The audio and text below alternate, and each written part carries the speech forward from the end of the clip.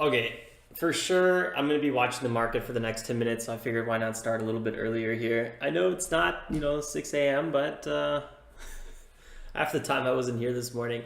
I was trading BGI though, almost BBGI almost every time I was back on the computer. If I was gone for like 20 minutes and I came back, then I was like, ooh, what's going on here?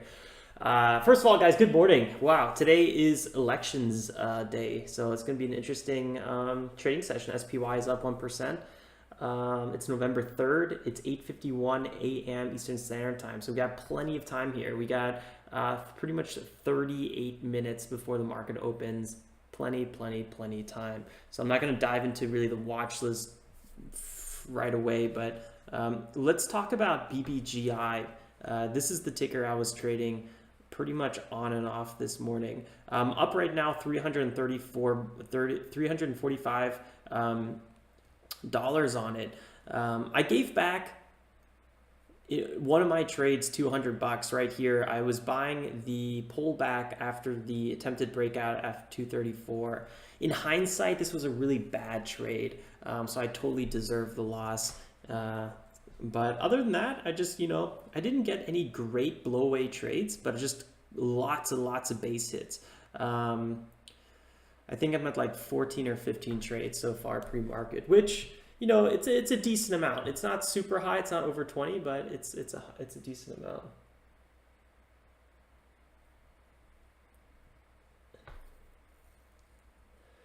What's up, guys?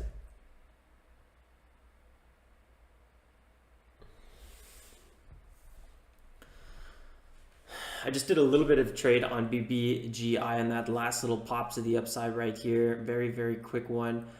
Felt like there was going to be a nice little continuation, but it wasn't going to be, I don't know, like a home run. So I just kind of eased it up right there. Let's recap here a little bit about BBGI. What do we know about this ticker? Well, it's a USA broadcasting company. I don't know if you guys checked out their site. Sometimes I like to check out the websites, and they came out with earnings, and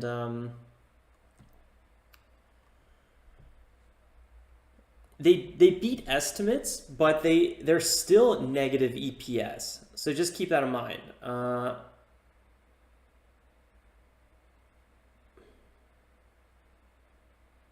Still negative EPS.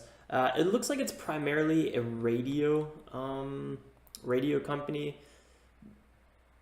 Beasley Media Group LLC. Actually, not sure why it's a LLC if it's public. It could be public. Yeah, so here's a lot of their radio channels. Kind of no major surprise that they're having losses year over year. As radio, it's a bit of a dying breed. Although I keep hearing that it's coming back, but probably like very niche spots. Anyway, BBGI, long-term chart, this one's really falling off a cliff. And when we broke $2, that's when I was like, this is an interesting one in my head. That's what I was thinking. Because we originally pulled up to $2, we had a big pullback, and then we retested it, we broke out of it, we consolidated there, and then we moved all the way to 2.3. So $2 now, guys, I just want to keep this in mind. $2 right now is a huge support zone. We even have the 180-day moving average. This is huge support now at $2. So if we do see a move back to 2, I would probably trade at least one, at least the initial bounce off of 2. So you can see this. This was the original move right here. Big spike to the upside. We consolidated, pulled back a little bit, a healthy amount, 14% to VWAP. And then we continued the move past $2. We consolidated at $2. And this is right here. You guys can see on the 5-minute chart, there's kind of a nice flag pattern. That's when I wrote in the chat room, it looks like there's a 5-minute flag pattern setting up. It was somewhere right in this area on the 1 minute.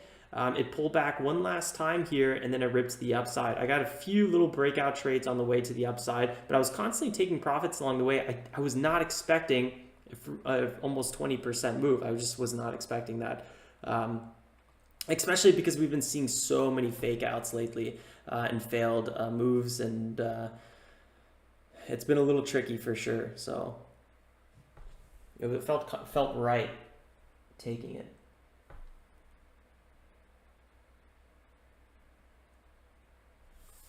Did I trade 27,000 shares already? Is that what BBGI says? Or how do you guys know this? Oh, it says on the daily, doesn't it? 27,000. Yeah, I forgot. I forgot it said that on the daily.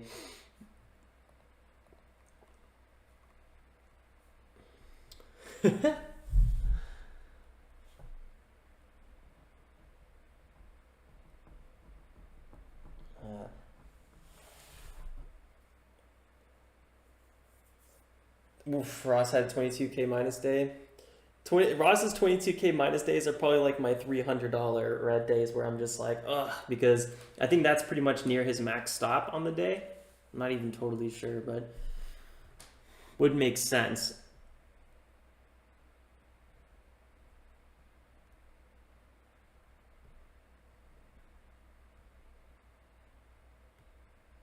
Yeah, DMC, same here.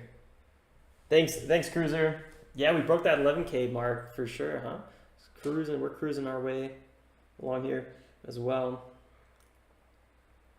Just had a bunch of tea. I think I'm gonna be running to the bathroom like every 5 minutes today. I had so much tea, and I think I'm gonna pour some more because it's really tasty. I don't know, it's like a mix of green tea and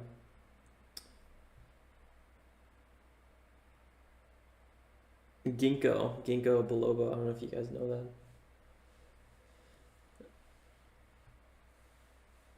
Yeah, the final countdown. Yeah, same here. He gets pretty volatile sometimes. I mean, he's overall consistent, but his red days are so big relative to what I'm used to that it just feels so intense. A $48,000 red day is like, wow. But if you make, you know, $200, $300, $400, $500 green days every now and then, all of a sudden it feels like a tiny red day somehow as well.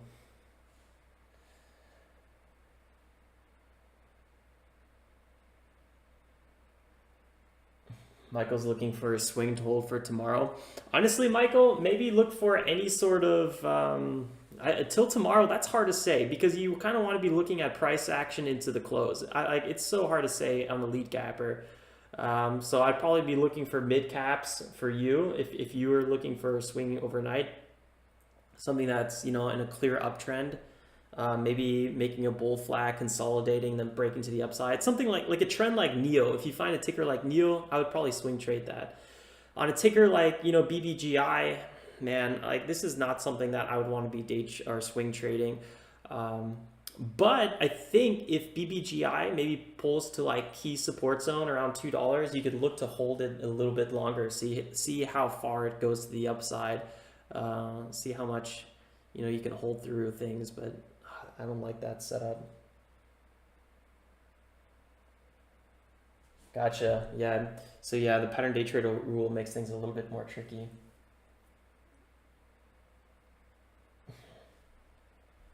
Yeah, you know what? I'm gonna actually get some more water, put the kettle on myself. I'll be right back. I'll leave the speakers on so you guys can hear me taking the whiz again.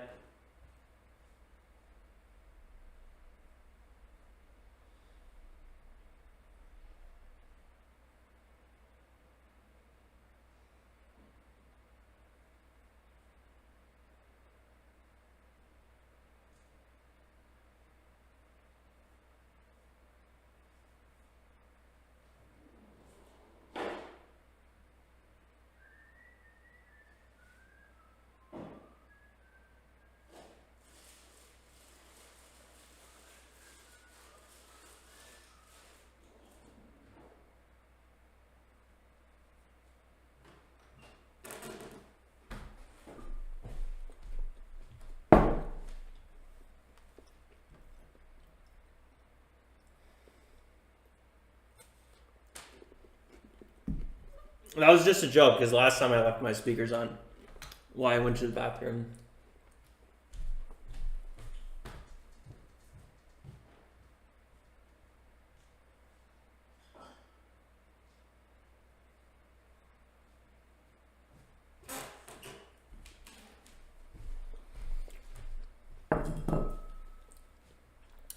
Man, this is exciting. I'm happy that we can all trade today. You know what? I watched the documentary yesterday on Netflix, The American Factory. I don't know if you guys seen it. It's a little depressing. But it just reminded me how lucky we are that we can trade the markets open.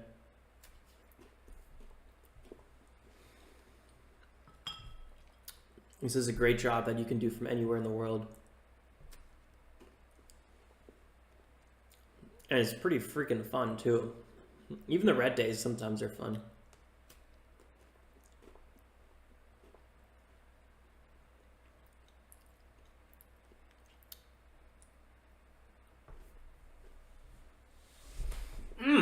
That was a really good cookie.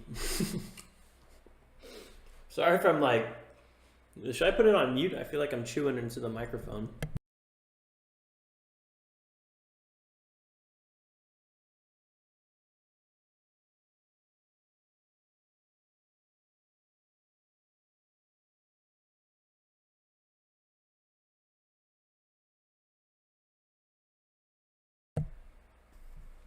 I know what you mean, Josh. More of like if you have a red day, but you still avoided big losses and you manage your risk, you could be like, you know what, it was a red day, but I did it all right, you know, it could have been worse.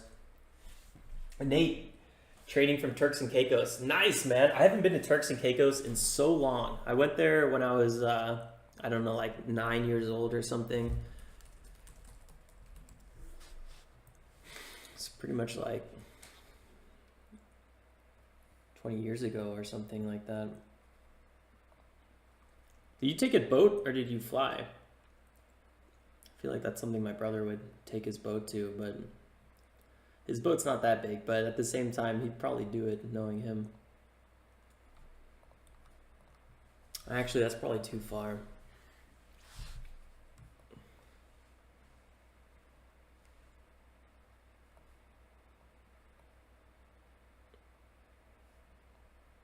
But if you like island hop from Bimini, then you go to maybe Freeport, then you go to like Nassau or something. I don't know.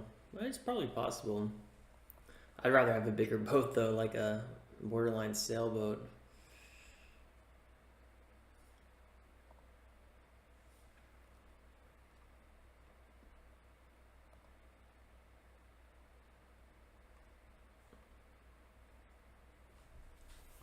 All right, I just noticed I'm getting fully distracted again. Sorry about that. I'm just looking at pictures now of these islands. Oh God. All right, we're gonna definitely have to do a trading holiday at one point. Trade on one of these islands together, just for fun. That looks like good fun.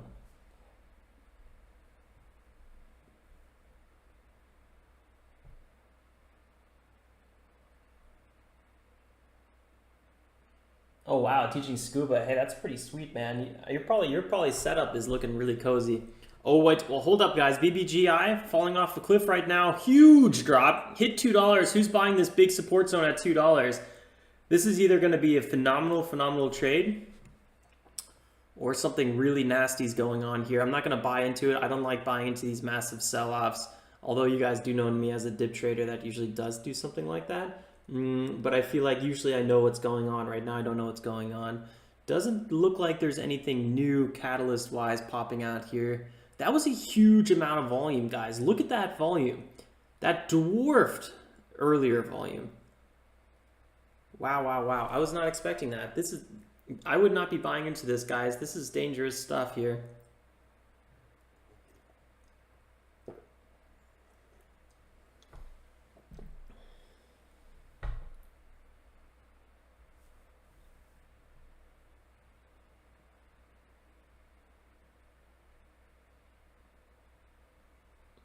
Black Designs, I just read your comment. So far, green month, but only 1 day so far.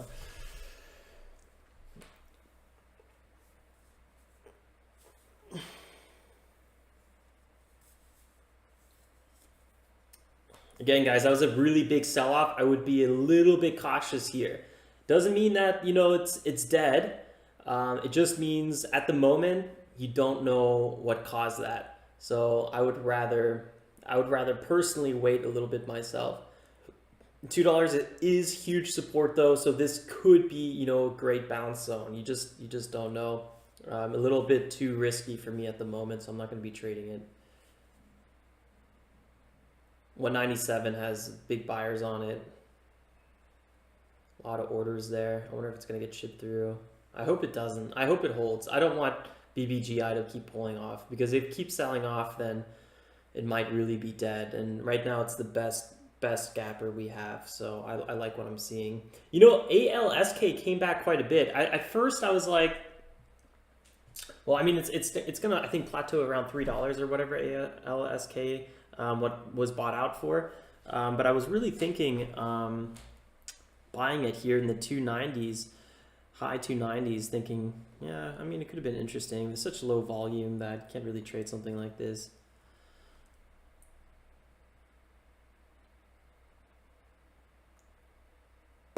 Do a Zoom meeting during a trading session. Oh yeah, that'd be actually good fun. That's not a bad idea. How about once I get my new laptop? I really don't want to put more pressure on my current laptop. I feel like something bad's gonna happen. Once I get my new laptop, let's start doing stuff like that. Actually, in the Discord, let me go ahead and well, you guys can always email me these ideas, but if you ever just don't feel like emailing me, or if I'm in Discord, we could already have a chat there. But let's kind of, I'm gonna create a category where we can talk about some ideas. That's a good idea. Zoom meeting, that'd be good fun. I could probably integrate that with the live stream, so if you guys are interested, you guys could see all the faces here. Or I don't know if you guys want to be public, so I could also just keep that private, but then everyone could maybe hear you guys or something like that. I don't know. We'll figure it out.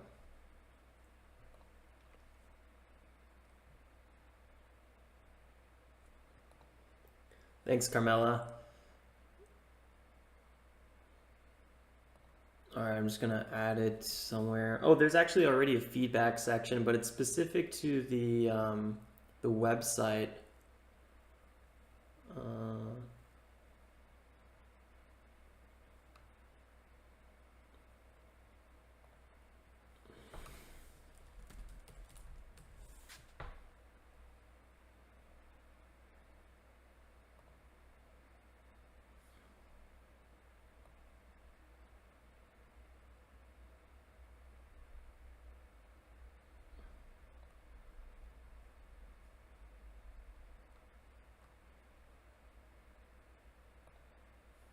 This is probably not a good time to be doing something like this.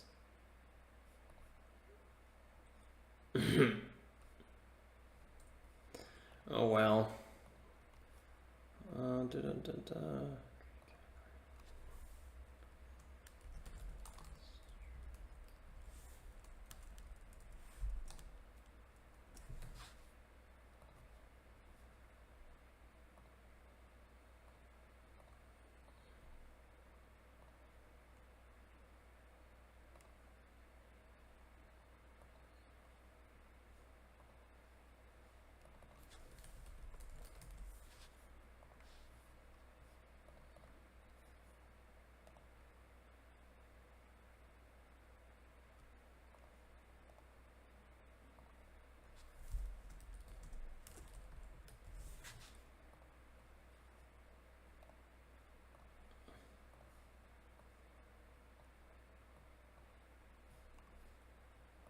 Okay, I made the category for now so I don't forget. Yeah, BBGI is still selling off here. I don't like what I'm seeing, but at the same time, something says maybe this is a big support zone at 192 because it stopped selling off in that candle. I wouldn't be surprised if we had a 9 EMA retest here in this zone. Trying to dip one last time. Let's see if it 191 holds.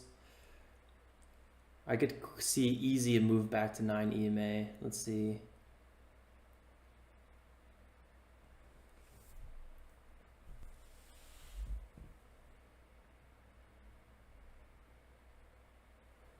Good idea. We should talk about some of these other tickers. ALSK has been acquired, so it's not going to be moving too much today, Black Designs. Dennis just got back from work, don't know what's happening. Well, at least you got 20 minutes before the market opens. Good to take, take it calm, easy, relax, make your watch list, think about what you want to trade, plan ahead, and then when the market opens, trade your plan.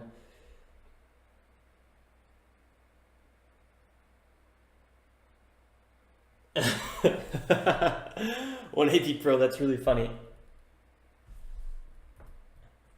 Yeah, sometimes Ross and I have a negative correlation where, like, if he has a huge green day, it probably means the market was very aggressive. Small caps were very aggressive. I didn't trade them, and I probably even had a red day. And then if I have a green day, it probably means things were selling off. I was dip buying. He has a red day because he was breakout trading. And it's weird. Sometimes it really is like a reverse correlation. I've noticed that. That's hilarious. You said that one, AP Pro.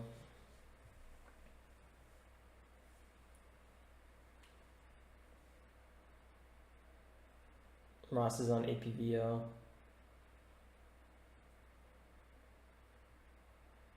Yeah, Paradox at the moment we're up like 300, which for our account size is not too bad at all. Okay, let's keep going here, talking about different tickers. What do we got? Oh yeah, before we talk about tickers, let me bother you guys with a little bit of a disclaimer. Boom, in your face. All right, let's see, APVO, no. In the meantime, I'm gonna pull up SPY. Let's quickly look at this ticker. So SPY, huge support here at 320. We had a bit of a double bottom here, pulled back to the 9 EMA. That is roughly around here at this 335 zone, so keep an eye on for that. Right now we're at 334. I wonder how much higher we can go. On the 4 hour, we have the 180 day around 440. I wouldn't be surprised if big resistance started pumping in here at one point. So guys, just be a little bit careful. It really depends, you know. Are we maybe in a bit of a consolidation here? That could be the case. I mean, I really don't try to trade the SPY or the indexes overall. Although sometimes they make such clean and obvious moves, but I don't know. We'll see what's happening. Right now, there is a little bit of consolidation here. So let's see how hard we can go. I'd be a little bit nervous in this 40 zone, but if we break past 40, then I'd be really nervous around 347, 350. I don't really see us going past that just yet, but we'll see what happens. So let's kind of generally keep an eye on it. Yeah, let's go back to APVO. This is actually a new ticker, I think. I don't see it on my watch list just yet. APVO, where is it hiding? Nope, I didn't actually talk about this one yet. Daily chart here, kind of interesting. Big sell-off, stuck below resistance, support around 6.3, bigger support and resistance around 8. Let's see what it looks like on the intraday. APVO. Oops, wrote the wrong letter. Oh, my lord. There she blows. 20 million market cap, 3 million float on this bad boy of a ticker. Let's see what kind of catalyst we're gonna get. Right now it's up 30%. This is right now the second lead gapper on the day. Worth looking into. Catalyst is not on Finviz, so now I'm going to check TD Ameritrade. First complete remission observed in ongoing APVO 436 phase 1 clinical trial. Makes sense, US biotech. Hard to decipher that catalyst.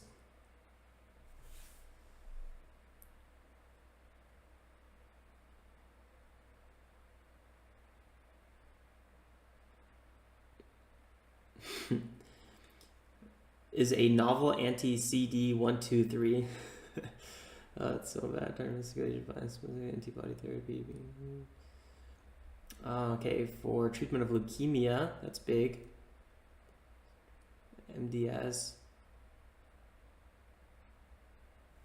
Okay, sounds like a good catalyst. It is only a phase 1 trial though. This is early stuff.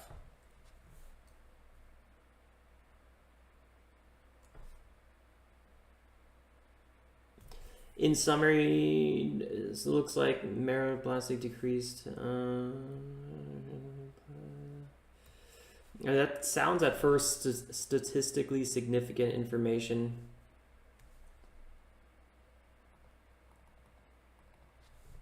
Interesting. So they've already having some success here. That's good to hear. Okay, well,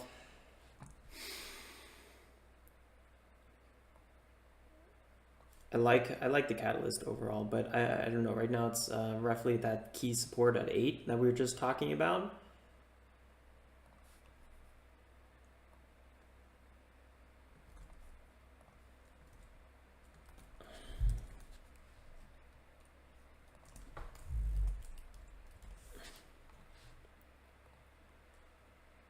Huge spread on APVO. It's a nasty spread.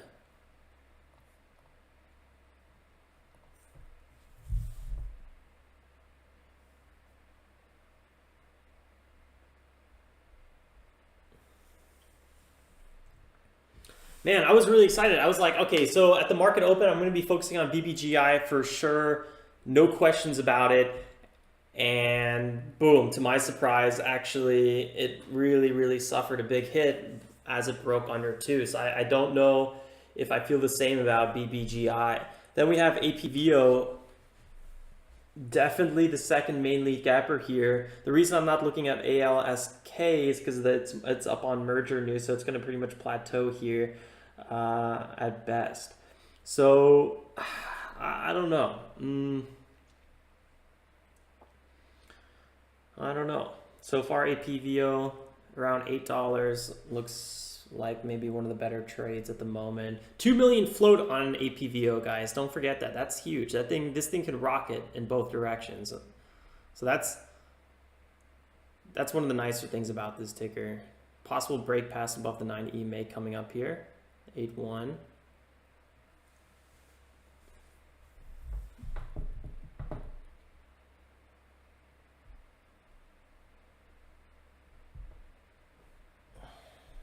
Oh wow, Michael, that's quite the roller coaster, man.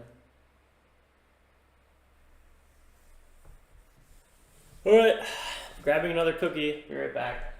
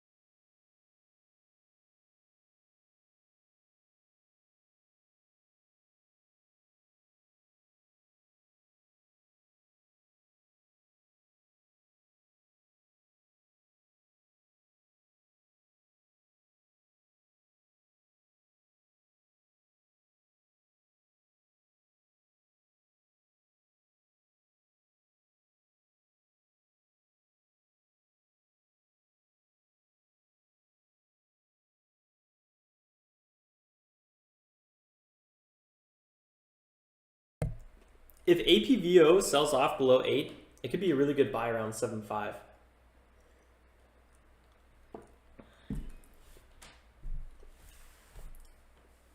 Morning for all you guys crawling in here.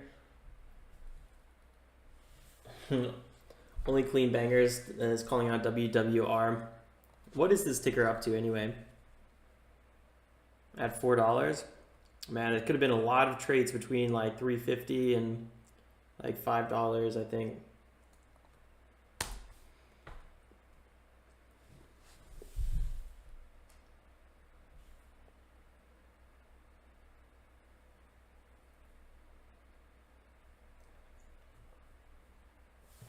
What did ThinkorSwim say about the lag money? They removed one of the entries, which pretty much cut my loss in half, because one of the entries they said was not did not go through to me. There was no notification about it, or it wasn't supposed to go. The cancel order didn't go through. I forgot. I explained it in the video in the comment section, but yeah, I got half that money back, which was nice. And I wasn't on hold that long, so that was pretty cool.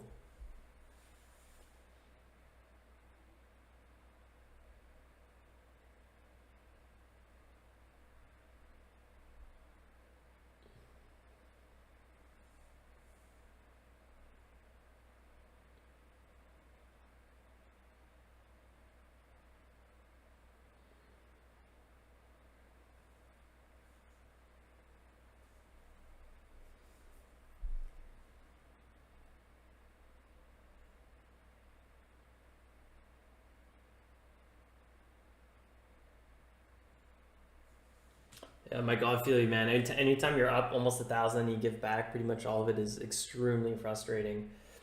I was pretty annoyed when I was up 500 and then down 200 on last week. I was just like so frustrated after that one trade, giving back $700 in pretty much 2 trades. I was just like, ugh.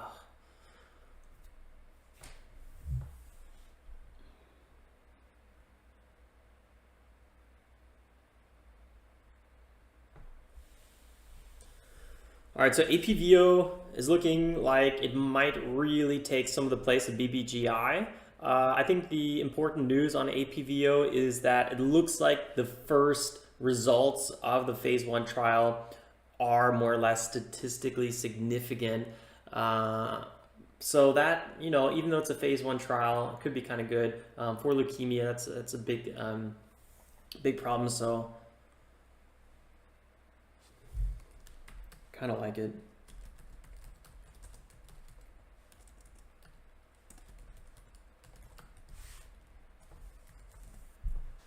I really hope BBGI pulls back a little, comes back, but I think the fact that it had that dip is going to worry a lot of people. I think a lot of people are going to be on edge about that ticker now, so that's a little bit unfortunate.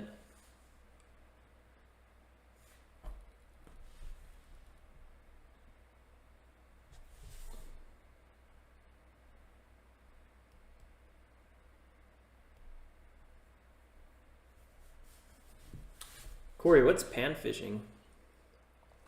OPTT. I like bass fishing too. It's kind of good fun. My favorite though, when I growing up, was surf fishing. So like from the beach, but that's only because we lived near a pretty good spot. Otherwise, I don't know if I would really like it. Or shark fishing at night.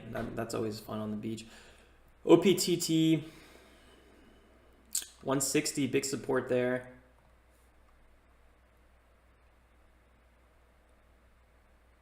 This ticker does not need a lot to pop to the upside. Huge support on this one.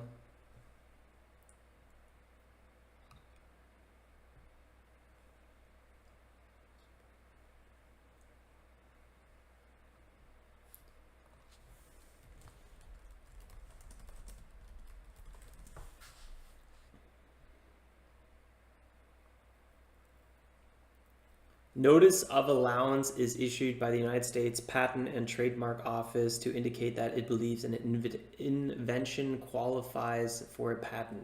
So it pretty much shows that Ocean Power Technologies, has something that's worthwhile, something that the United States Patent and Trademark Office would consider. So that's good.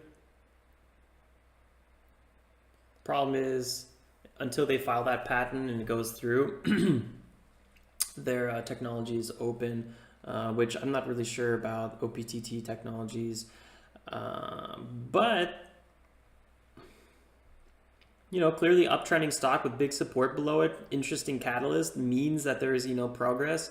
I know it could be good, could be a good trade here. You're risking move to the downside towards $1. It's kind of a big move though. Could have that retest about 2.5 again. I'd probably say it could be an interesting risk reward trade. I'm not gonna trade it myself because the volume today is too light on it, but has opportunity.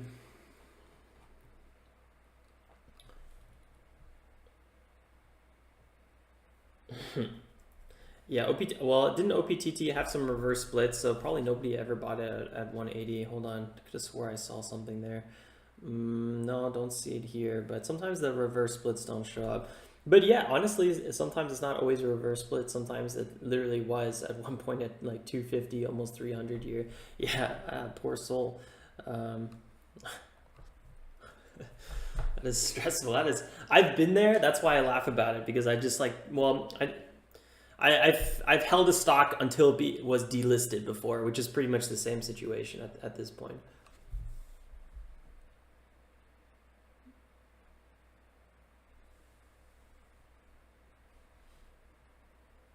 Blue. Oh, salmon fishing sounds good fun. I did fly fishing 2 years back. That was kind of fun. That was in Utah, somewhere in Utah. All right, guys, another 2 minutes here, pretty much 3 minutes.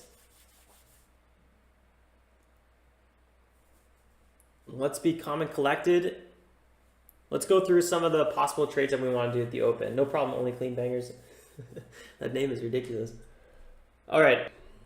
So on the main watch right here, BBGI, 5 is really, really big support on this one. One of my favorite things about this ticker is the fact that their earnings beat estimates. That's really good. But their earnings are still negative. They have an 8 million float, which is really, really good. Has that spikeability, kind of a radio broadcasting company with a bunch of brands. $2 was big support, then we cracked it. So the next big support zone might be around here at 172, and after that 150. I don't know, right now this ticker is clearly looking like it might sell off again, so I don't think I'm going to trade it into the open. I think I'll have to see how we want to approach it. Technically it's, you know, still holding the highs more or less. So we'll see how this one goes. I'm going to have this one on my second screen for sure, and then we'll be watching APVO with you guys on the main screen. I will switch them around, but for now on the open, that's how I'll do it. If I enter a trade with BBGI, I'll switch out the screens. You guys already know that. But sometimes I don't have a time. So if you guys are wondering, you know, why I'm not looking at a ticker, I might be with my second screen. Yeah, so APVO has that huge support off of 8, has that 2 million float that I really like. US biotech with clinical for phase 1 trial news, which it's phase 1, but it's statistically significant, so that looks pretty important. Remember, guys, pre-market checklist, we want to be looking for stocks trading, holding their highs, trading above VWAP.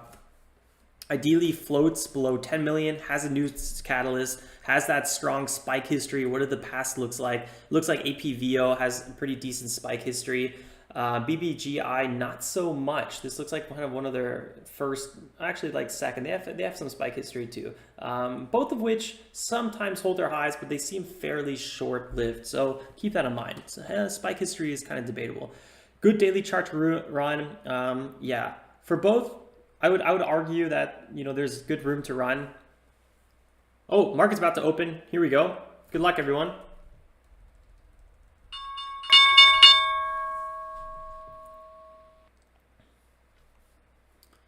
That kind of snuck up on me. I was just going through the checklist, but don't want to trade any of these out of the open anyway, so it's totally fine.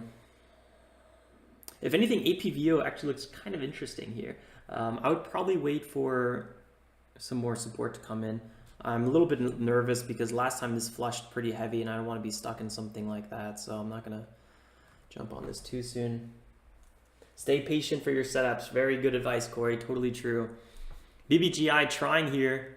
Actually, that's pretty decent open volume on BBGI. Now it has the $2 resistance right above it though, so that's really rough.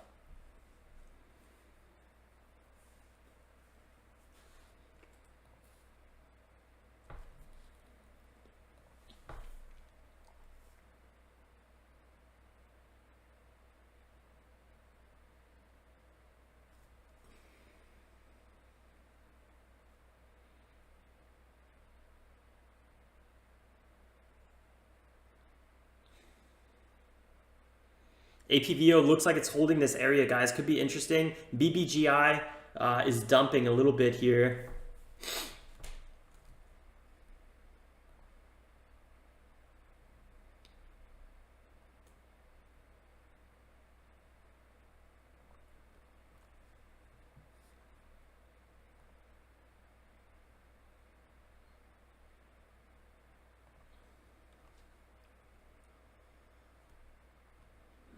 BBGI actually is somehow holding this area very well.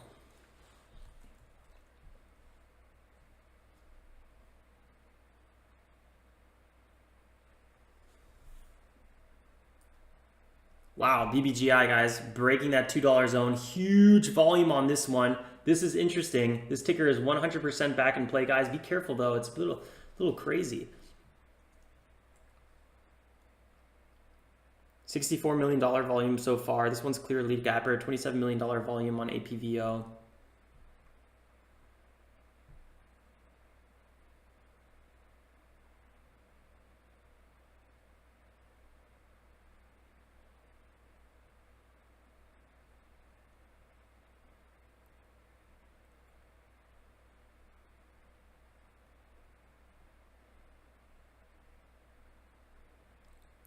Gaining momentum.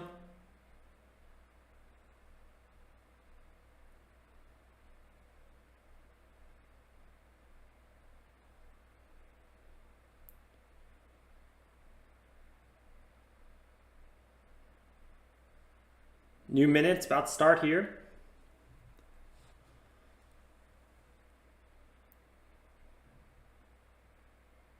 Technically, it's a pullback right now on BBGI, but it's a pullback below VWAP. I'm always extra cautious on those.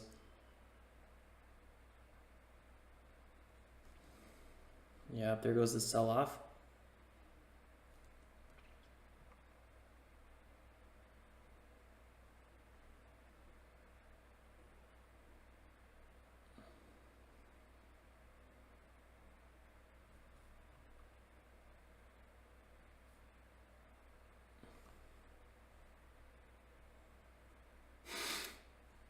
You guys are picking an interesting time to talk about vacation places. Although I don't blame you. BBGI 188, interesting spot. APVO 9 EMA showing big signs of resistance. Doji candle on BBGI on the 5-minute.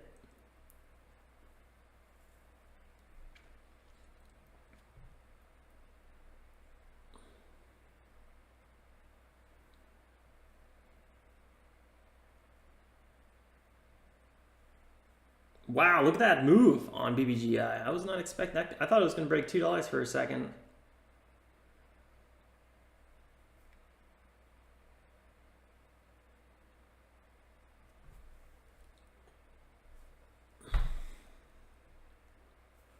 Yellowfins are tasty, Michael B. That's as good as they get. BBGI, are we going to have that break of $2? That's the big question here.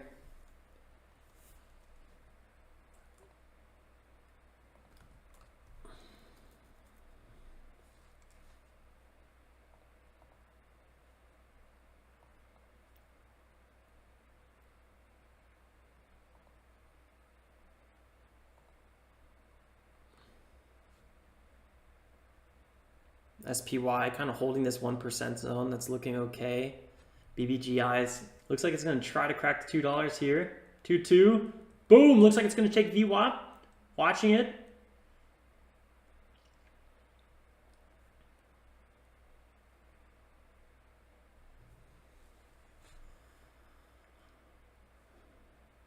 I don't like the amount of resistance that's right above it. That's why I have not traded this one yet.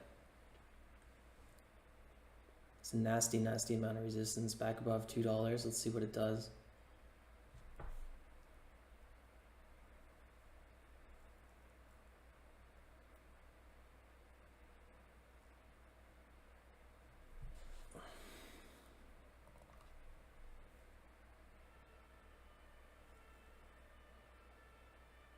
Uh-oh. Red candle taking over on BBGI.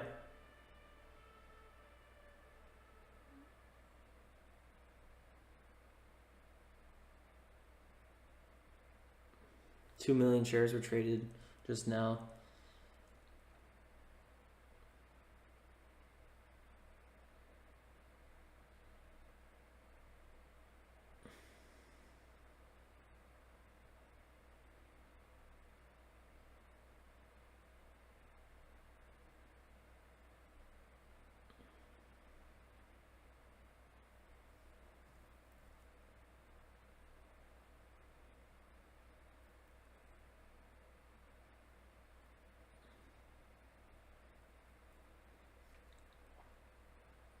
It's a slippery one here.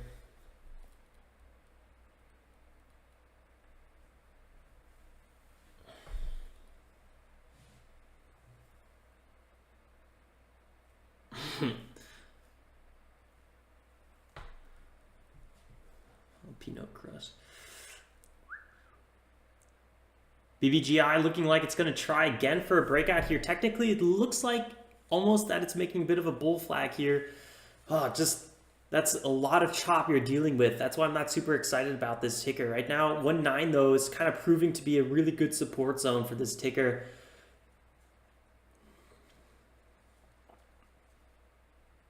So that's one thing I do like about it. 5 minutes, actually a lot of green buying volume.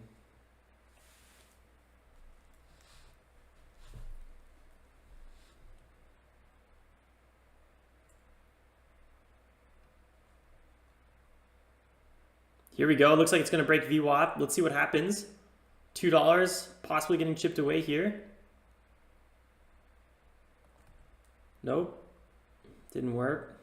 Let's see if it's going to set up a retest here for a second attempt.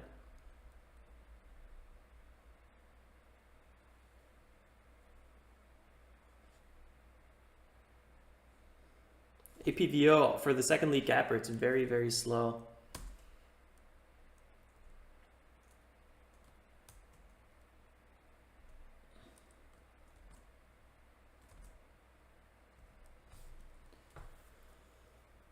A lot of sell volume APVO, so it's not as interesting.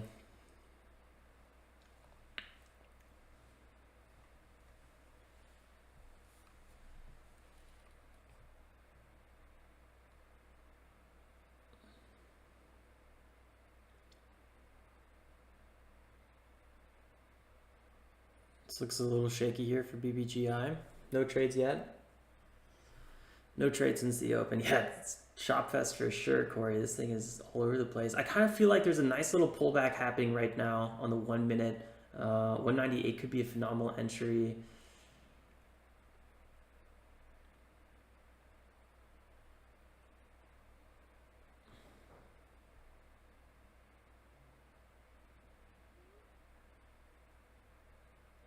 That's what I was worried about there a little bit. That's why I didn't trade it myself. So far, we are holding this area. It's 939. Might try that attempt pass 2.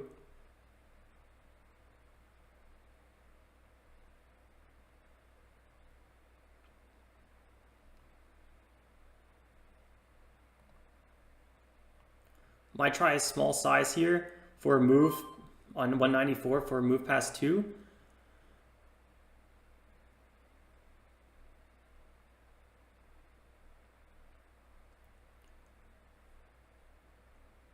Possible break here at $2.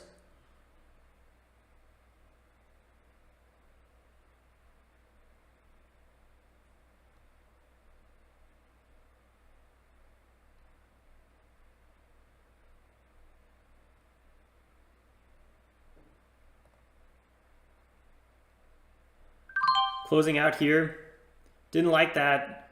You know, took a few extra tries, so I closed out. Could be another rebuy. That was pretty much a scratch. Didn't really walk away with any profit. Well, 1 cent a share. Waiting here. Maybe we'll get another breakout attempt. I didn't like that. It was weak. 195 coming back though. This could be the move. 196.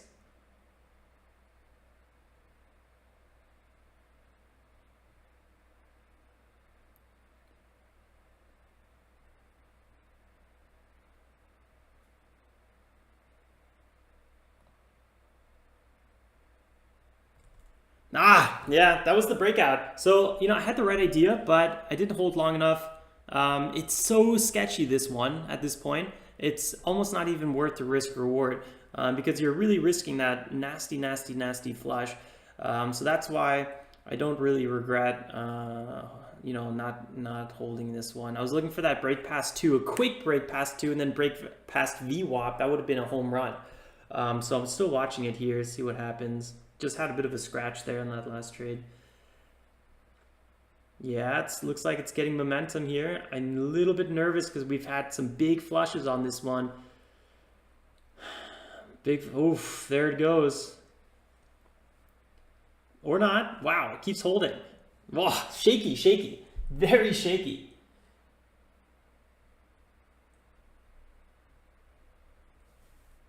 Yeah, APVO is a bit of a question mark as well. Not good follow through. BBGI was very, very nice pre-market. I hope we're going to get a little bit more activity at one point on this one. So far, that open was really nasty in terms of just chop central. So saw no reason to really want to trade it.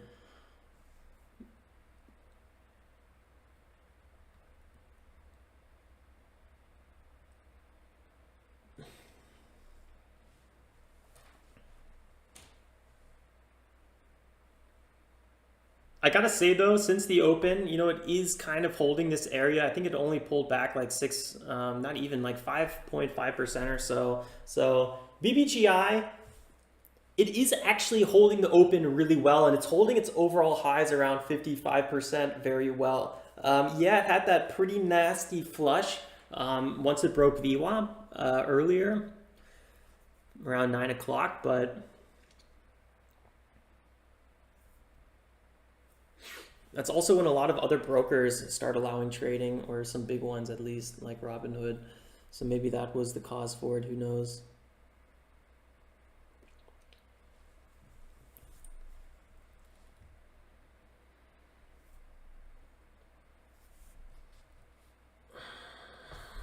Plug is going mental. Let me see this, Jonathan. Oh yeah, nice move here from 16 to 1692. It's a bit of a slow mover, unfortunately. That's why I'm not super stoked about this kind of ticker. It could be kind of interesting for a swing trade. I mean, this is the area we were talking about, this $14 zone yesterday or the day before. No, it was yesterday. Yesterday was Monday. Yeah, it just, you know, perfect move on this one, 6%, and that's like from this perfect bottom all the way to the current top. So it's a bit slower compared to something like BBGI that does that in one candle. Problem is with BBGI, it's just very choppy at the moment. Marps always has low volume though, even on the days of high volume.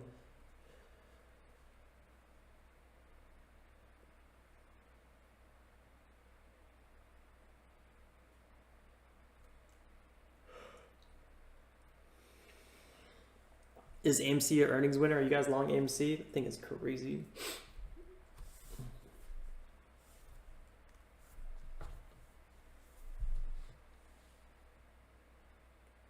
All right, I'm going to be focused here on BBGI a little bit longer because it's, you know, it's still the best ticker.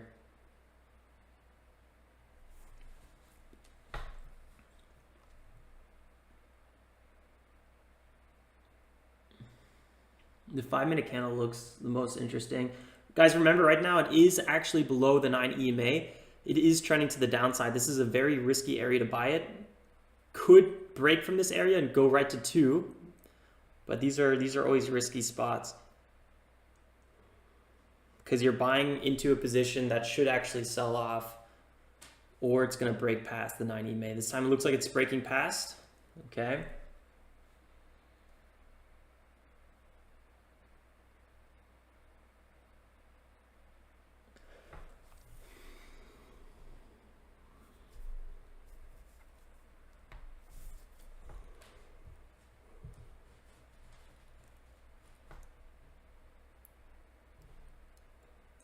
Check out the daily on BBGI. There's just so much resistance on this one above.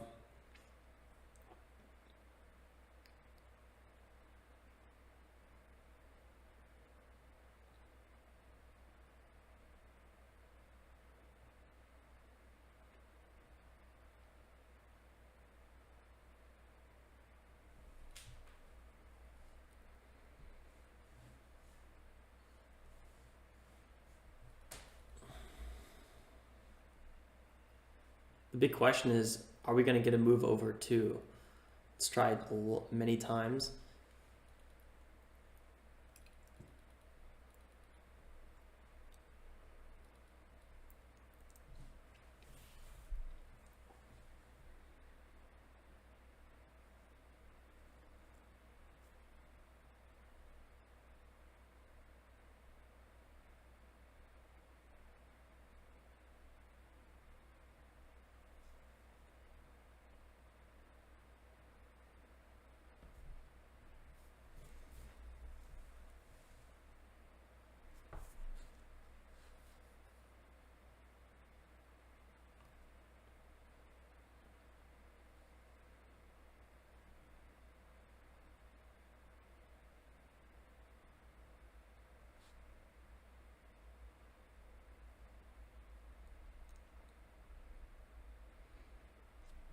I keep thinking if 193 is a great spot to enter or a horrible spot.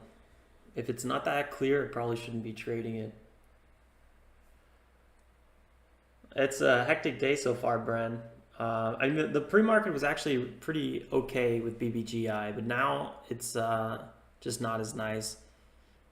Looks like BBGI might be flushing. A big reason I wasn't trading this one is because we were at a really risky zone and you're risking a flush. We've said it over and over again. That's why I wasn't trading this one at this point.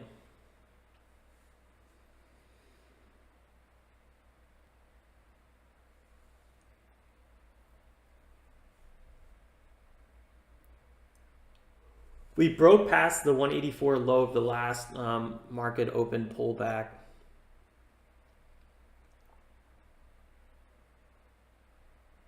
APVO keeps selling off as well.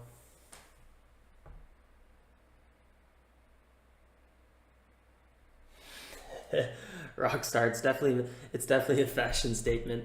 I only wear a glove on one hand, and it's not really a glove. It's well, I guess it is a glove. It's a compression glove. It's good for I don't know. It's like an athlete that wears something on their knee. You know, it helps keep everything a little tighter. So if I'm clicking my mouse all day, it doesn't irritate my nerves as much. And sometimes if I'm on the computer all day, I'll get a little bit of carpal tunnel that I'm trying to avoid. BBGI, guys, approaching possible bigger support right below 180.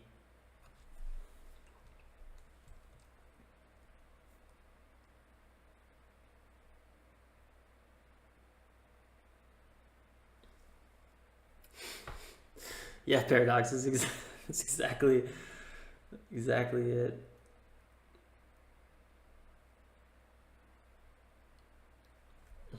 %. I mean, this trading glove is the secret to it all. It beats technical analysis every time. BBGI 181. Looks like it's going to do a bit of a bounce off of that, but I would have actually wanted it to sell off a little bit more first. I'm not sure if I'm going to be trading this one anytime soon. I don't know. Open mind. We'll see what happens.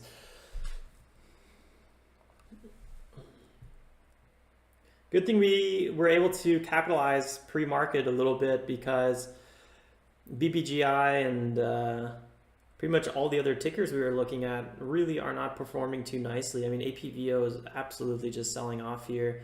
Trending below $8. It's a really, really bad sign.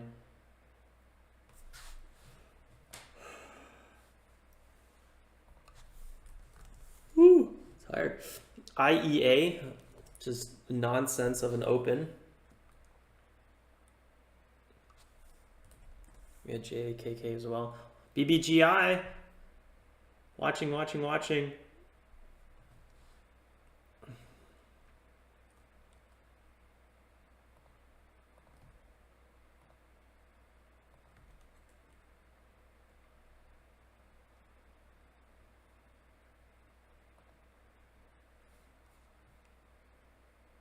JAKK also didn't do much.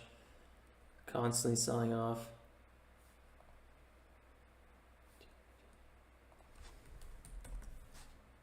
We also had Trivago that we were looking at. Kind of showed that traveling was picking up around the summertime a little bit. Also not really too interesting. Yeah, I mean, no company is gonna want to come out with some PR on elections day. It's gonna be super distracting. So BBGI, you know, their earnings were pretty much already scheduled, so that's a little different.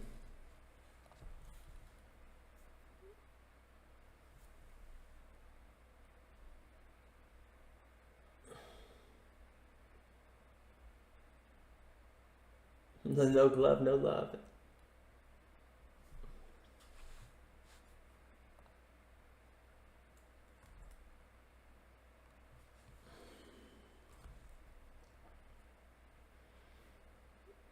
What's DBVT doing from yesterday? DBVT, what's it doing? Oh yeah, it's trying, it's cranking here. Once we stopped trading this one, after around 10:30, this thing really fell off a cliff. Actually, right around 11, almost on the dot, this thing fell off a cliff.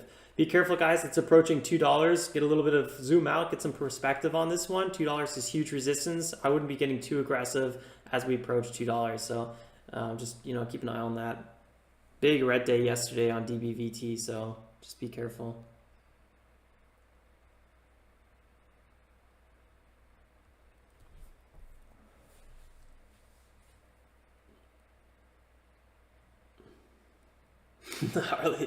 Harley's laying down the law.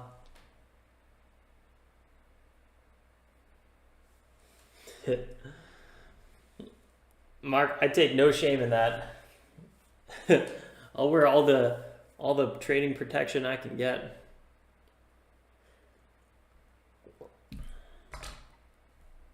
$9:53 a.m. guys, what's going on here? I've only done one trade since the market opened. This is probably the least trading I've done in quite some time at the market open. Although lately it's been pretty slow in general, but at least, you know, I'll do 3, 4, 5 trades, but just one? This is a little insane.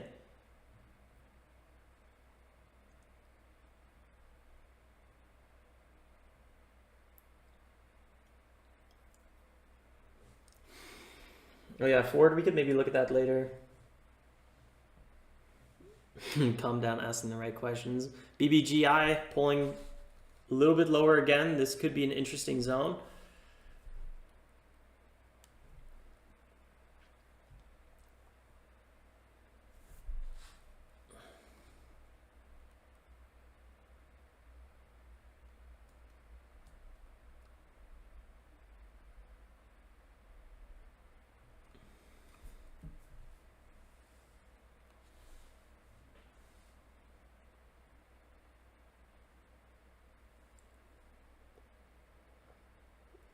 I mean, with this point with BBGI, you're just gonna have to be doing pretty much dip trades unless it, you know, has an amazing reversal at one point. I didn't really want to do dip trades on a ticker like this, but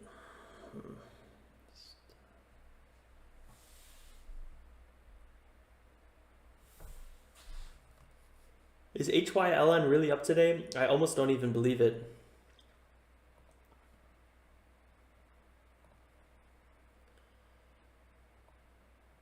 Plug up 12%. Yeah, that's really nice. HYLN up 2.5% today. This ticker is never up. This is so weird. I don't even know if I can believe that. It was good that we sold LMND yesterday. Yeah, it looks like HYLN is finding a little bit of support. LMND. I mean, it's at 55.5 now. We sold at 53. So, like, in theory, yeah, we could have, you know, walked away with a little bit bigger profit. So that's always painful. It is. You know, we left, you know, 6% maybe on the table or so. Either way, it would have been a loss. But, you know, wrapping up like a $400 loss on this one was or like a $500 loss on this one was pretty nasty. Knowing that most likely it's going to have a big bounce, but you know, if this thing dipped back to 47 and we had that opportunity to get out, and that was my goal, I would have been, you know, I would have been kicking myself. So this was a bad trade to begin with, so just a lot of mistakes on my end. Is what it is. Really nice, 20% bounce off of those lows though. Oh, that is just so nice.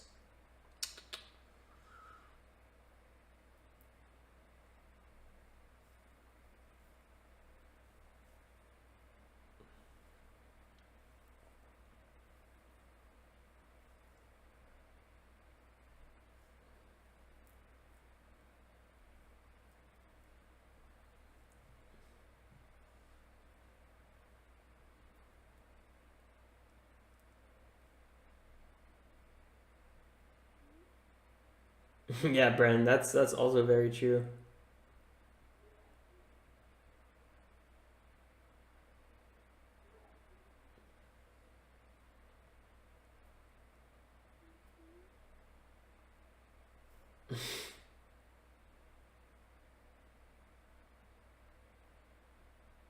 Nice, Mark. Slated today, man. 910 green pre-market. That's beautiful.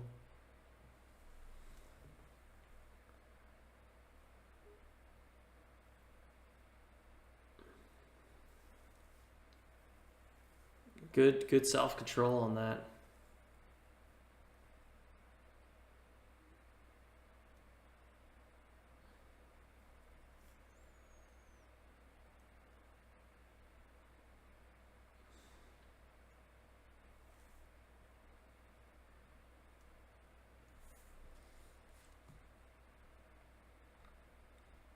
All EV tickers are up right now. Even FSR from yesterday. FSR is literally just went up straight. Insane. They just had like a wall almost.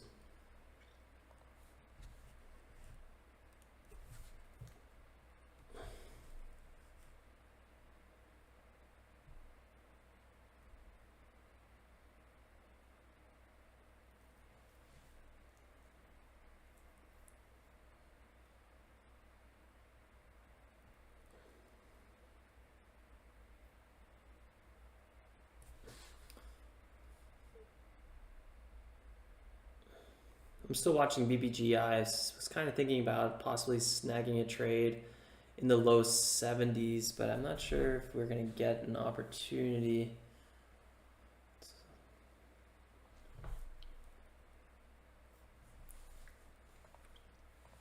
Is Ford coming out with any EV cars? Probably. I haven't really followed up on it.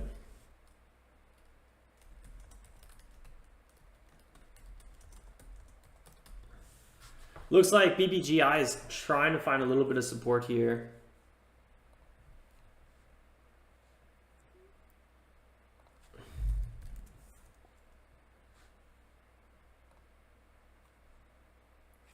Ford has the EV truck. Oh yeah, the EV F-150, right?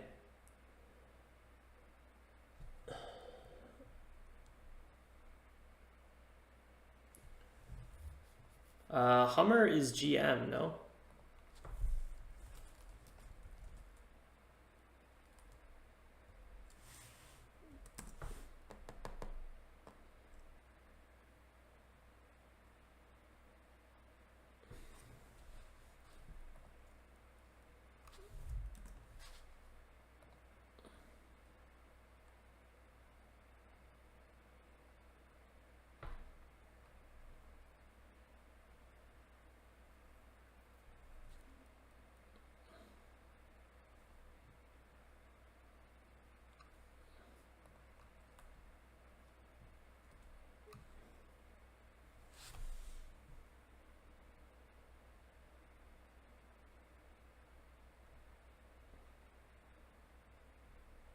Is that for real, Aaron?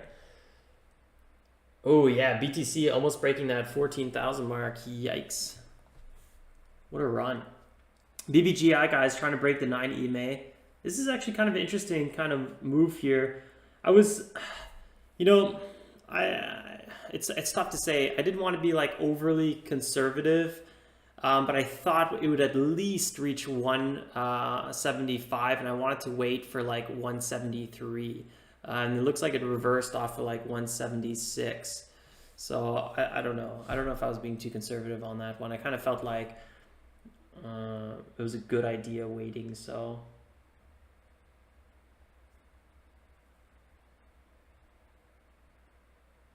is what it is.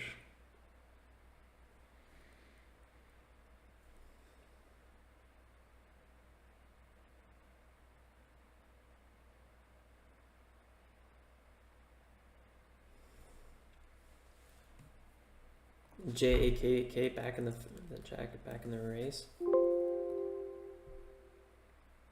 The market cap Ford is only 15 million. That actually makes it very. Oh no, that's Ford Industries. Sorry, I was like, what? That can't be right. It's 31 billion. Sorry about that.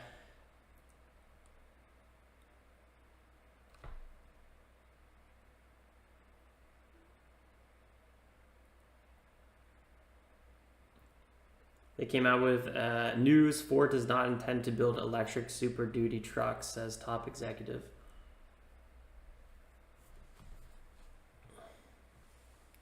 Well, that probably won't help too much. They don't pay dividend. It's crazy that this company is only a $30 billion company. It's tiny.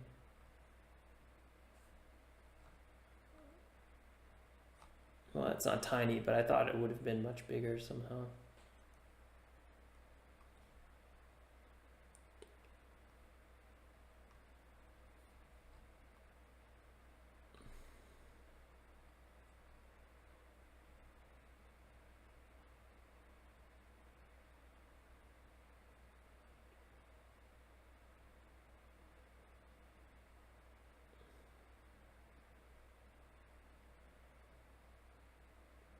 I don't like the fact that JAKK is JAKK is near such big resistance in these zones. That's really putting me off on the daily chart. Just does not look really good. Surpasses Q3 estimates is their catalyst with a 3 million float. That, I mean, that sounds okay. I don't really get what they are. I'm even on the website and I still don't know what they do. Some sort of like toys or something. I think they're toys. They sell toys.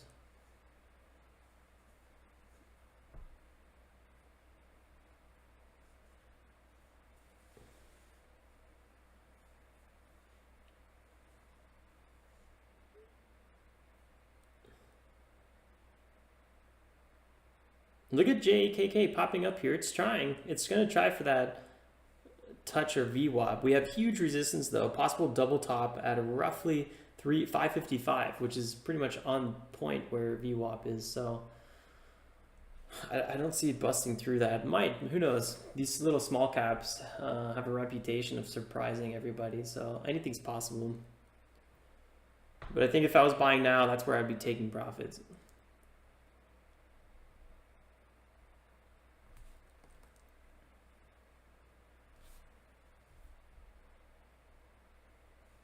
It's trying again.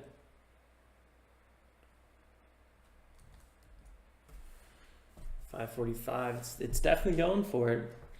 I'm just looking at the Ford price right now. I think Ford has huge support at 7. I think if I was long, if I wanted to be long Ford, I would see if I can accumulate around 7. But I'd be a little bit nervous that this thing breaks its upwards trend. It has, you know, one quick fast dip to 6, but then I would probably use that dip to 6 as a buy opportunity. I don't know. It's tough to say.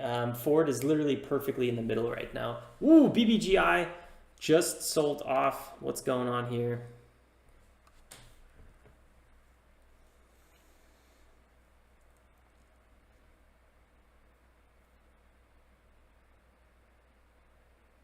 It hit 75. That was a critical zone.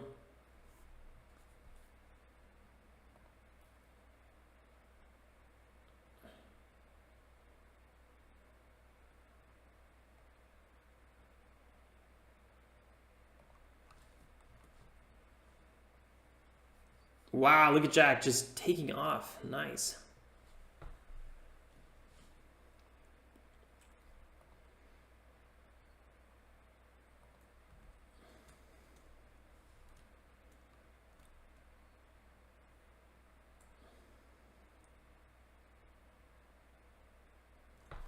I don't know. There's too much risk on BBGI. Dip buying this one, I feel like is really, really risky. You might get stuck in a flush at any moment. So I have a really hard time getting along this one. I really like the 174, 175 support zone though. So if I was going to do a trade, it'd probably be looking for a bounce off of that area, which right now would be the opportunity to buy in.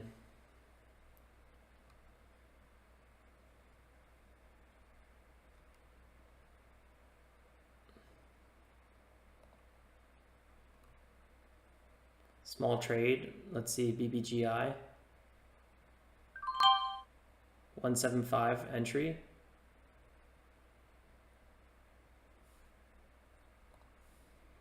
Looking for that break back above the 178.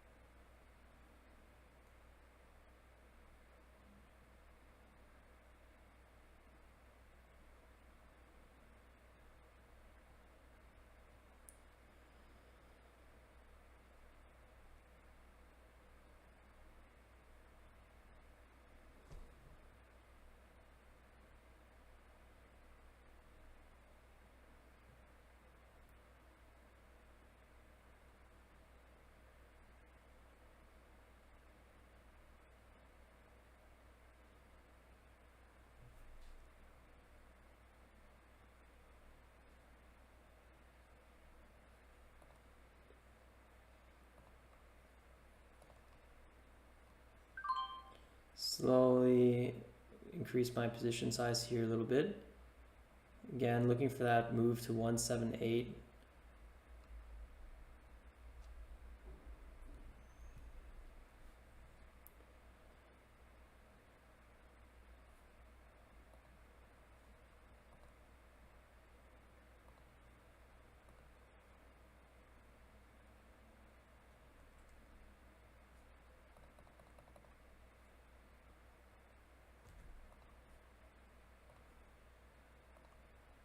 Big question is, are we going to break through this zone?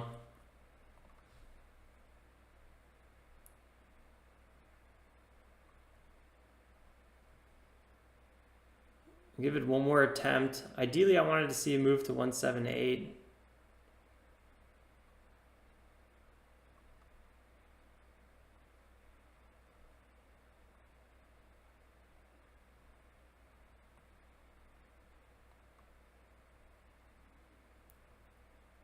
Yeah, it's a slow one for sure.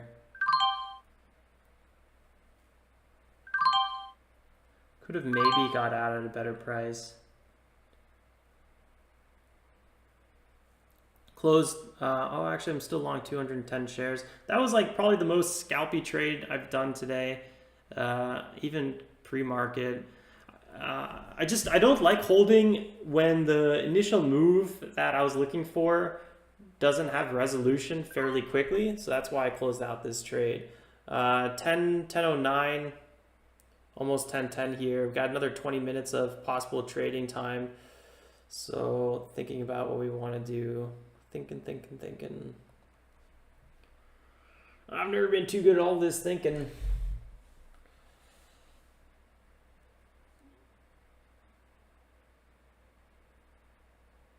Did I just see go KODK go in the chat room?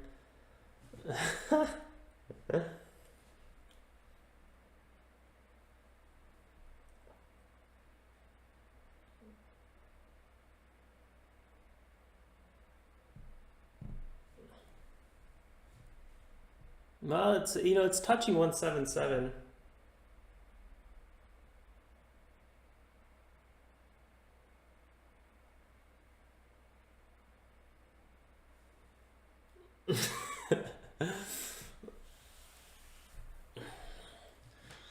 I don't know about the nuts of steel, but I did eat a lot of cookies earlier, and I feel like my brain's in a little bit of a dopamine rush, so I probably just felt overly optimistic with that trade. I liked it. I generally was okay. You know, we even hit 177. Go figures. I get out beforehand. I don't like the overall risk on this one because you're dealing with a potential flush. The problem is, or the good part is, we tried to dip below 175 and it didn't work. Buyers came in. That gave me a little bit of confidence that, you know, it's actually an okay spot to hold.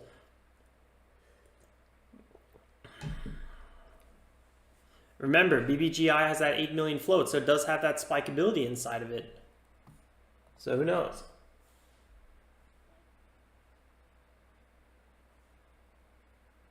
Yeah, I was in and out. I was really looking for 178, and we hit it. We even hit 179, so I chickened out. I entered at 174. and 175. Most of my size was at 175, so I pretty much walked away with 1 cent a share. Pretty small, pretty small. I just had a bigger position size, so it felt maybe a bit more than 1 cent a share. I don't know. That definitely killed my statistics a little bit. That was a statistic killer. All right, I'm gonna get one more cookie because that's what the market is telling me to do. This time I'm turning off my microphone.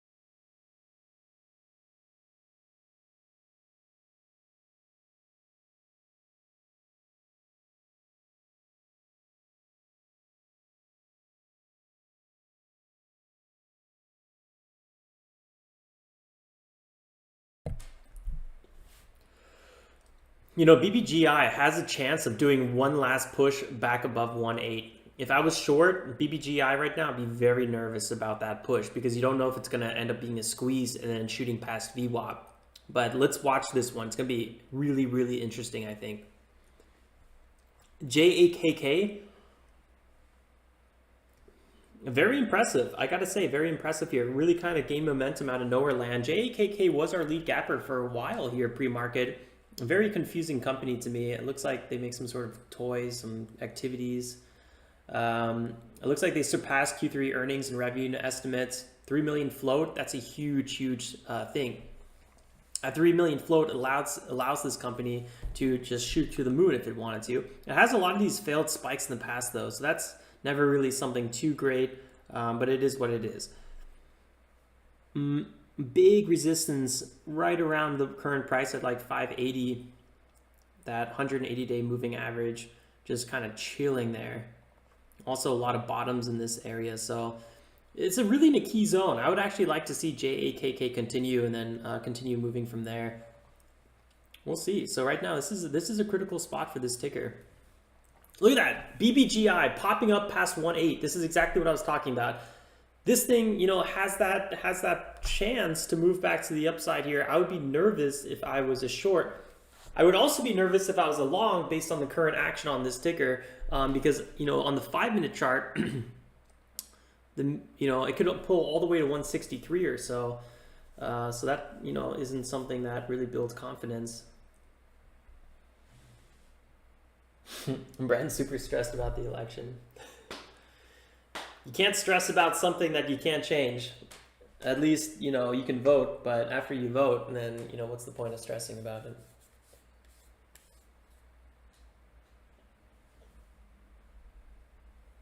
Yeah, Rockstar, that's super true.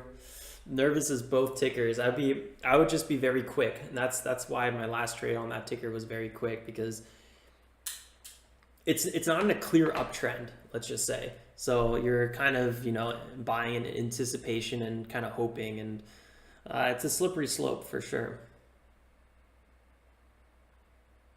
Nice, Harley. I'm so happy a lot of those tickers are going up today. Oh my god, those are really kind of demoralizing, some of those things. So we're back down negative $2,000. Just shows how low we really were. Oh my god.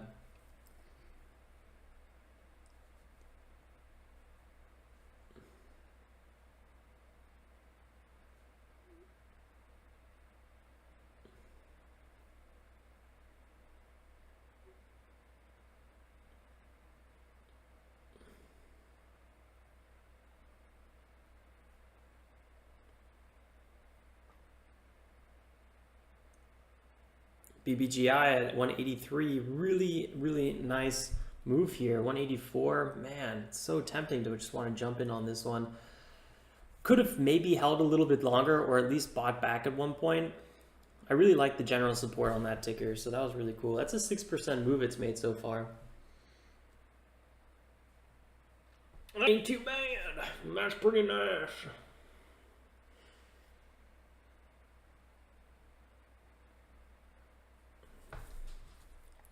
Yes, I have.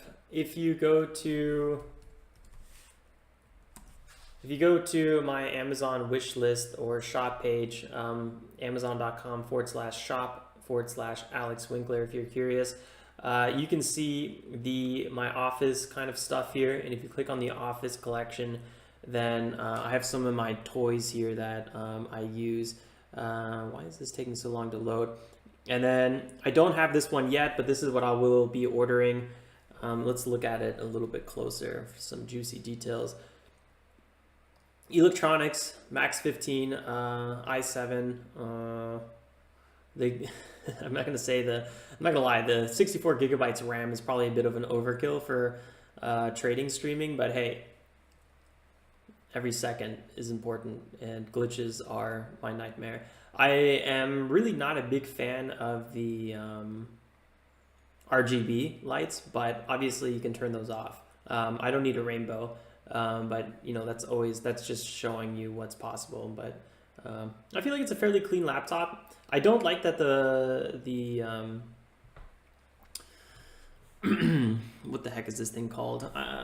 The cam is down here. I'm not a big fan of that, but I'm not going to use it anyway, so whatever. I have different cams on my laptop, and I never use my normal cam actually. Okay, right now I'm using it, but usually I don't, because I'll have my big camera right in front of me. Actually, why don't I use my big camera right now? It's actually a good question. It's much better quality.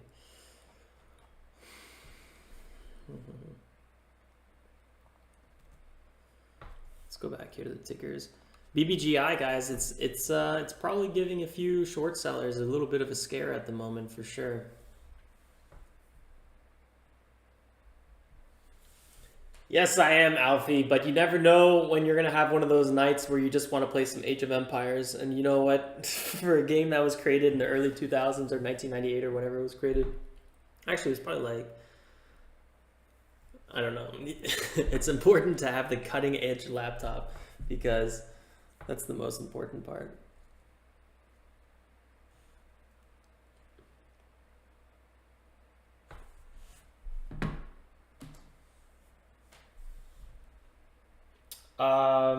Bren, I think there's two options. There's the Dell I forgot what it's called, and then HP just came out with like the same thing. It's not a $900 one, it's like a $1,200 laptop. Oh man, what is it called? It's supposed to be one of the best value laptops on the market. HP best value laptops. There's a lot of YouTube videos on this thing. They released it not too long ago. I really forgot the name. I think it's the HP Envy. HP Envy 15. I think that's it.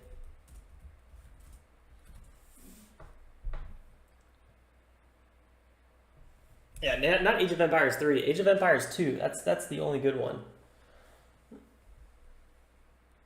Yeah, AoE 2 HD, man, that game is epic. Heiko and I play it all the time when we're together.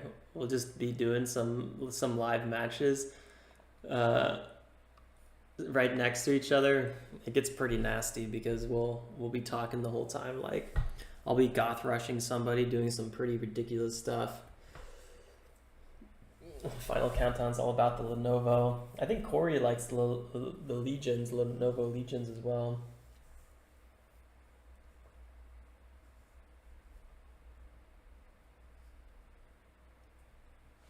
I don't know why my eyes look brown right now. Probably because the lighting in here is really dark.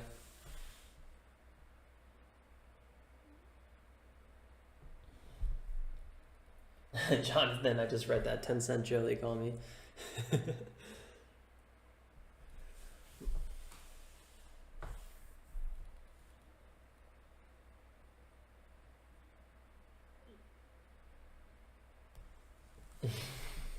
Yeah, well, Alfie, in my defense though, the streaming is very intensive.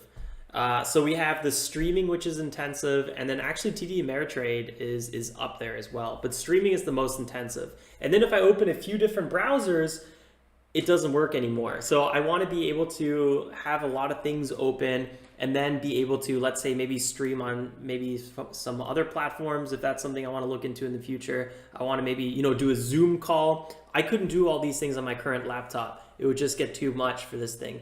So I really want to beast out my laptop because I'm not going to have a desktop. That's going to be my core computer. And then, you know, if I want to do anything in the future, add, you know, another monitor or, you know, really beef up the stream here with you guys, it's going to be possible. So I don't mind spending a little bit more money on something that I use every single day for like 8+ hours. Because my laptop really is a bit of a living nightmare. Not to mention, like, rendering a video on this thing just pretty much doesn't work anymore. So I think rendering a video on the new laptop is going to be very nice. Command and Conquer. Actually, I don't know if I know Command and Conquer. Just, it sounds unfortunate because that sounds fun.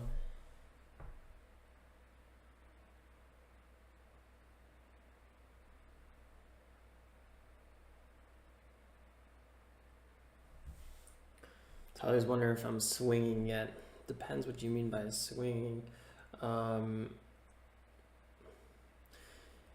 If you mean talking about swing trades, yeah, I guess so, because I'm not really interested in any of the current day trades anymore. It all looks a little bit sketchy to me. BBGI has a high chance of falling off a cliff here, so I get a little nervous about that. Oh yeah, by the way, guys, I'm going to be coming out with the October recap video today. I thought I was actually going to come out with it this morning, and I finished it, but I didn't because I had some other things to do, so I didn't have time to upload it and like make the thumbnail and stuff. So I'll be coming out with that video tonight.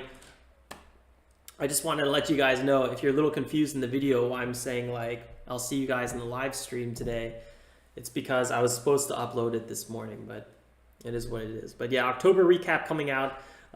It should be some good fun, going over some patterns, but the focus is really on, you know, planning for this month and, you know, what lessons do we want to take into this current month.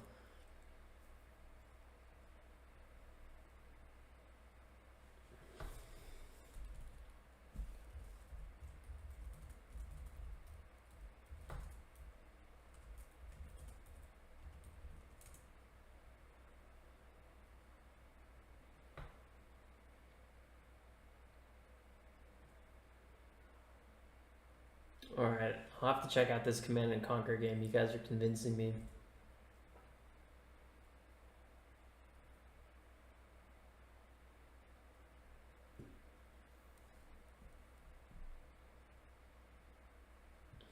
What I really want to do though is get rid of my Xbox and buy a Nintendo 64 and just get Super Smash Bros on it and Mario Kart, because those are the only two games you ever really need, especially if you want to do like a drinking game.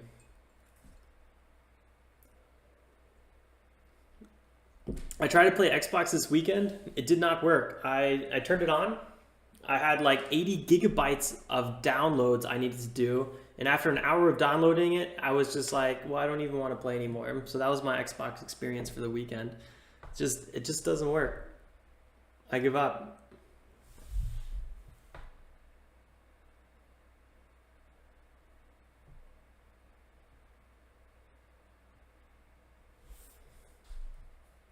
Yeah, let's go ahead and check out some of the swing trades now. I actually am up on RXT, just very, very slightly. And then RKT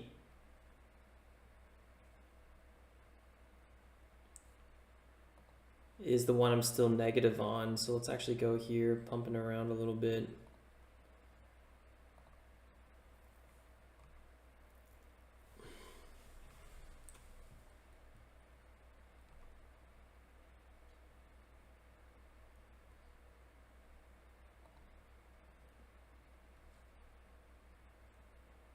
Yeah, these two trades should, you know, be pumping in the right direction now.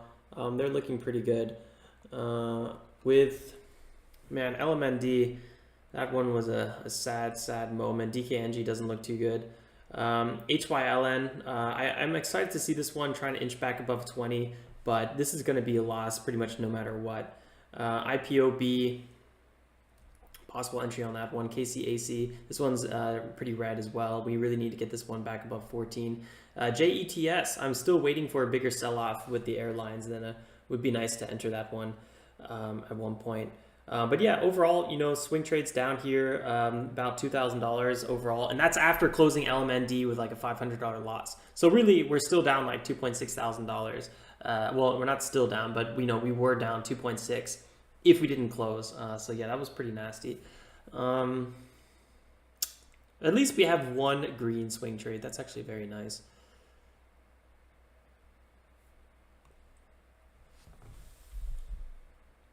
Oh yeah, GoldenEye, James. That's a really good idea. The original 007 GoldenEye. That was a good game. That was a really fun one. Yeah, probably Alfie. That's probably a good idea.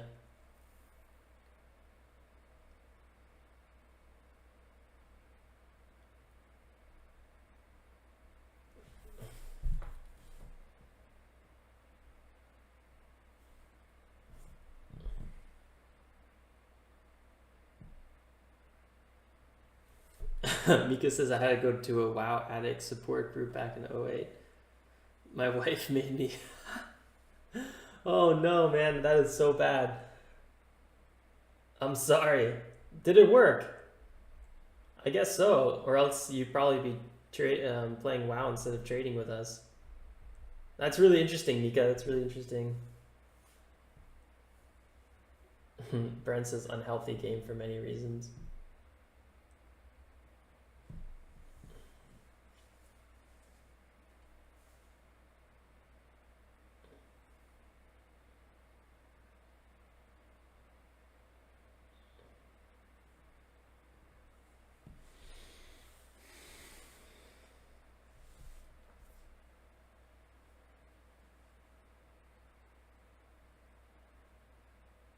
Is that true, James?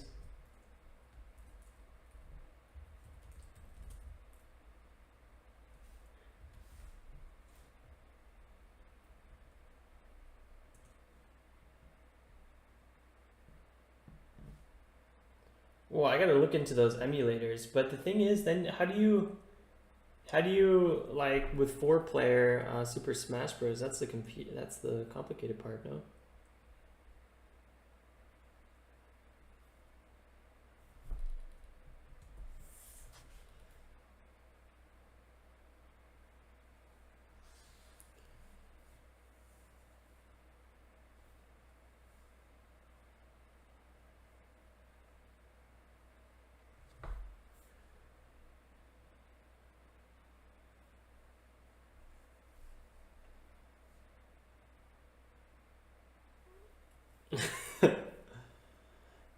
The oh, Mika with the update there. Jeez, that's some heavy stuff you're throwing on us. Hopefully that's all okay.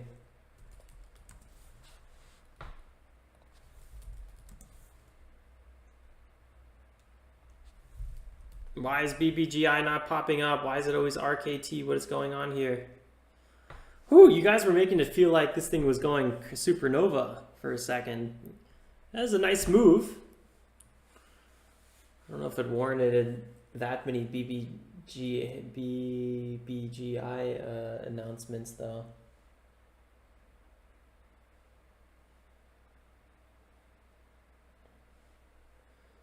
Gotcha, James. Yeah, I think the reason I would want it personally is because sometimes I just want to play a quick video game with my friends. If it's like a drinking game or if it's like anything fun or it's just silly, I don't want to download any updates. I don't want any in-app purchases. I don't want to like stress about, you know, creating my character. I just want to like, you know, Nintendo 64, Super Smash Bros. Let's like just fight on this island and everyone, every time you die, you have to like, I don't know, take a shot, right? Like very simple.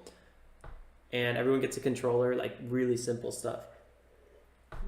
That's why I'm thinking about buying a Nintendo 64. Plus, you can't really play it by yourself because you just get kind of bored fairly quickly because it's like very simple. I don't know. I'm trying to hack video games in my head.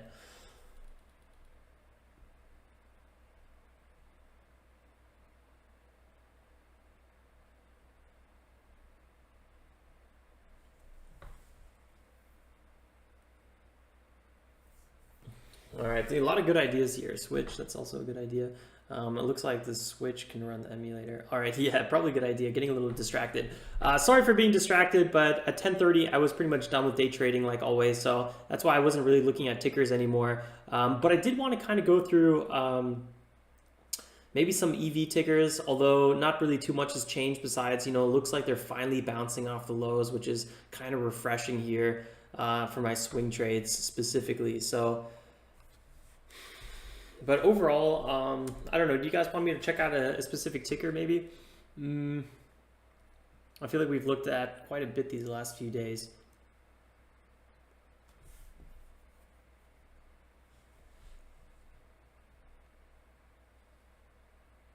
Is anyone trading BBGI?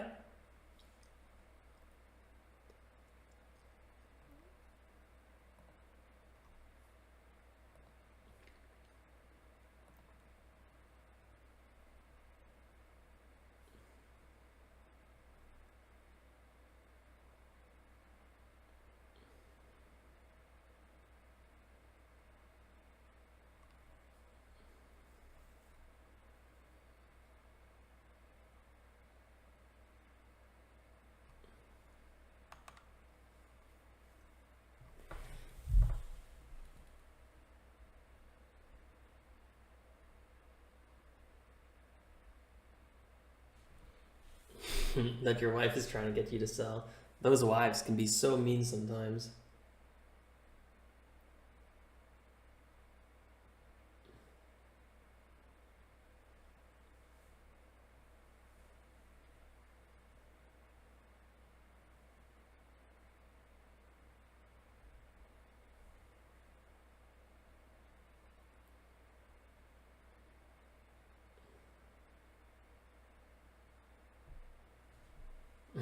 Mika says Wii Sports drinking is a blast.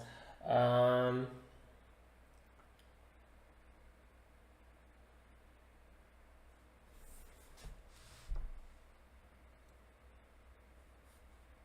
right, let's run through some of these tickers you guys are chatting out. If I don't know much about the ticker, it's going to be a little hard for me to comment on it. FUV is actually a perfect example of that. I don't know what this ticker is, FUV. Recreational vehicles, Aricimoto. 23 million float, 200 million market cap. They were recently downgraded. Wow, look at this little race car right here. I gotta say, I like it more than what was that really ridiculous ticker? Solo. Solo EV car really was not getting me very excited. So this thing looks a little bit more exciting. I actually have no idea if this is an EV or not. It might be. It kind of looks like it. Fun electric utility, and it's like a little Spritzkan on him. It is a 2-seater, which is good. Interesting stuff.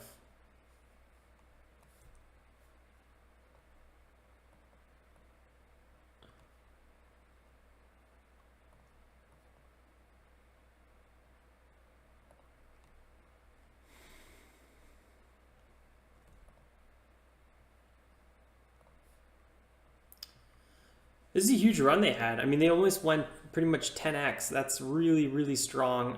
Just keep that in mind. I mean, this thing clearly had a big move. It looks like it's consolidating here. It looks like almost like it's forming a bit of a bull flag on the daily chart. It looks like a pretty decent range in this area as well. It's a little hard to maybe figure out exactly how you'd want to draw this. There's definitely a bit of a decline here in the price, something like that. Although we also have a bit of a pretty nice flat area right around $8 is definitely the key zone to be looking at. If it's going to break past that area again is really kind of the big question.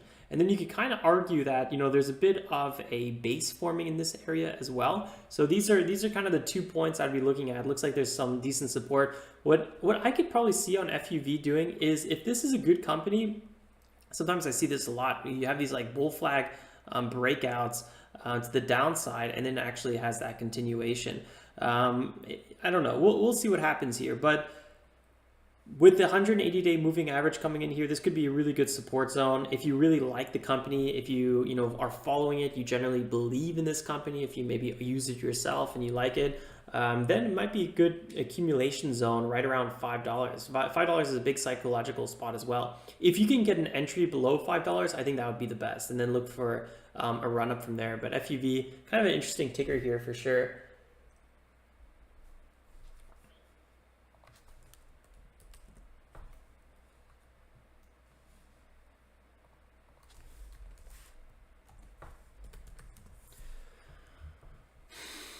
So we all know Alibaba.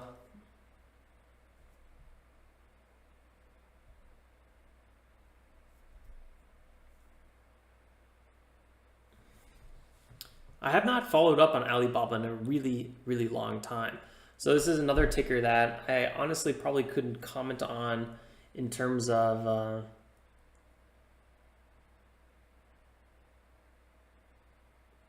how this one has been going.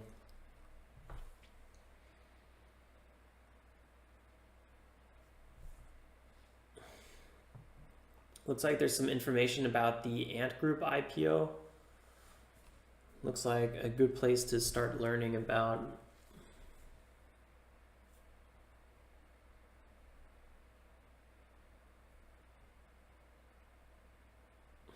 A record $3 trillion in retail demand. Ant Group raises $34.4 billion in biggest IPO.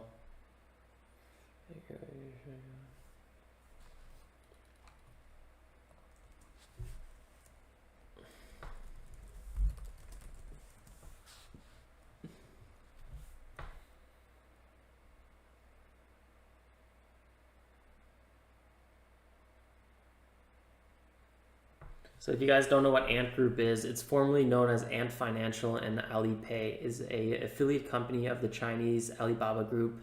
Ant Group is the world's highest valued fintech company and the most valuable unicorn company. All right, so a little fun fact there.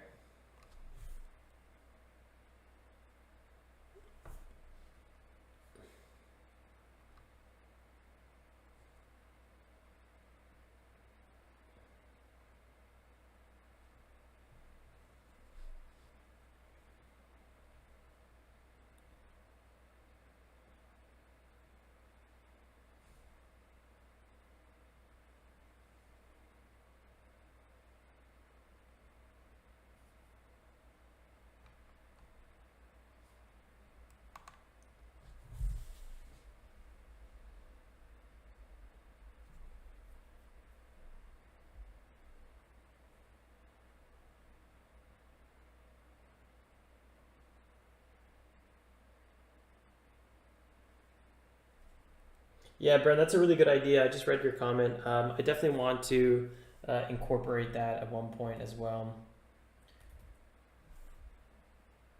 I actually have a few ideas I want to set up.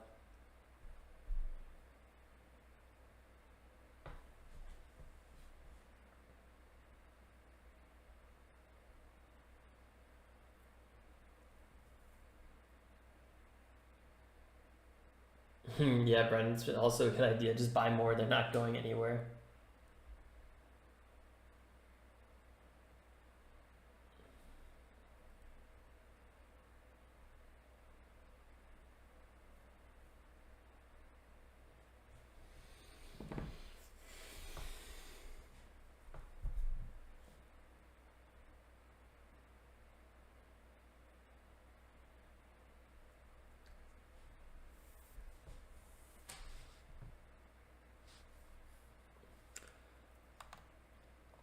Yeah, I probably would put Alibaba into the same category as like Amazon, where every time it sells off, I would probably argue it's more of a buying opportunity than anything else. So if you guys can get your fingers on Alibaba on any sort of larger sell-offs, I think that's a good idea.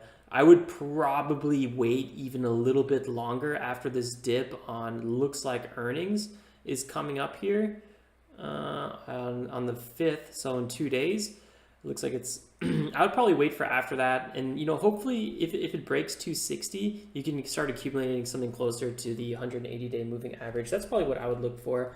But that's just like a very conservative outlook, so I'm not sure if it's even going to do that. Johnson & Johnson, JNJ, for anyone that's wondering, is moves very cyclical here. In the beginning of the year, it seems to have these very, very ferocious sell-offs. So be careful with Johnson & Johnson. I don't know if it's going to do that again, but if I was buying Johnson & Johnson, I would probably by default look for some sort of move that would give me a little bit better of an entry. Something maybe in these 120 zones, which seems a little bit unlikely, but it could happen. I like the dividend. It's a 3% dividend. It's not like you're going to become a millionaire off of that, but at least it keeps up with inflation. So you could pretty much hold Johnson & Johnson for like 10 years, and it looks like they're pretty consistent going up. So that's probably a good pick. The key with this ticker is really getting a good entry, since it easily since 2017 is down 7%. You got to keep that in mind. Like if you bought here in 2017, you'd be up 15%, but if you bought near the highs, you'd be down 7%. So if I was going to trade Johnson & Johnson or invest in Johnson & Johnson, I would want the best entry possible. And right now could be that good entry, because we're at that 180-day moving average, which on the weekly, which seems to never really break that much. But if it does have a big move down here, like 18% dip or something like that, I think that's a really big buy indicator. So I'm actually going to put alert here myself. But yeah, interesting pick for sure.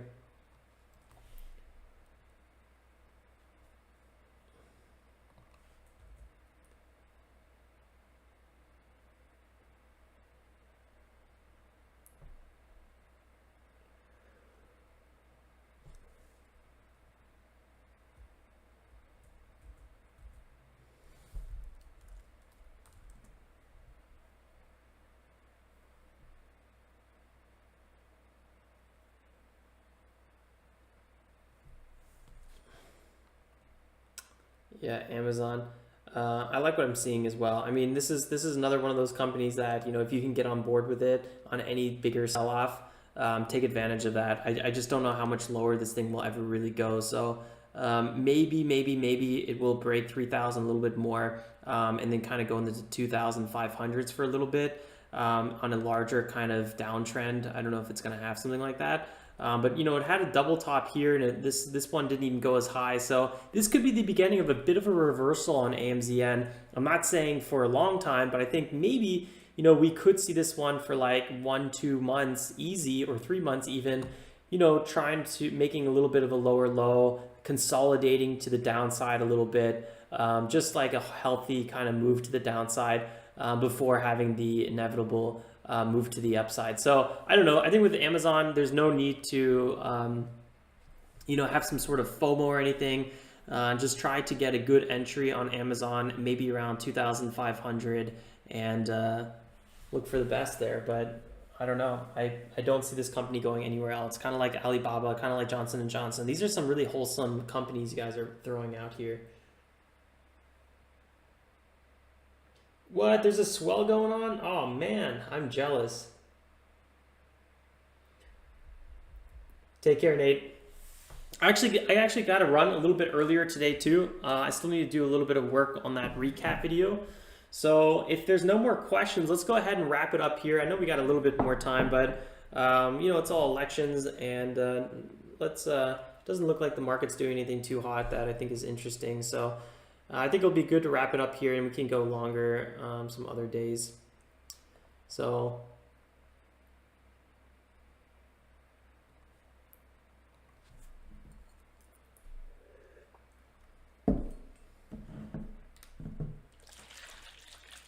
look at BBGI, really crawled all the way back to the 9 EMA. That's impressive.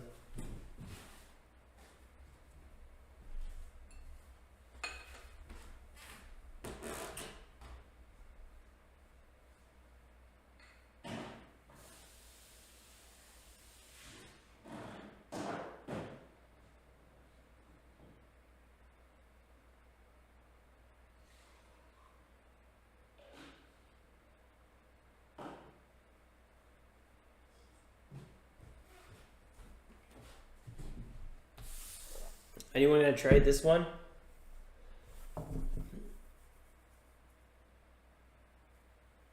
Support the local weed man, buy us into yell. All right, guys, don't forget to drop a like on the way out. I really, really do appreciate all the likes. Good luck if you're gonna be trading BBGI. I'm not gonna lie, it's extremely tempting, but this is usually a good reason to wrap up trading.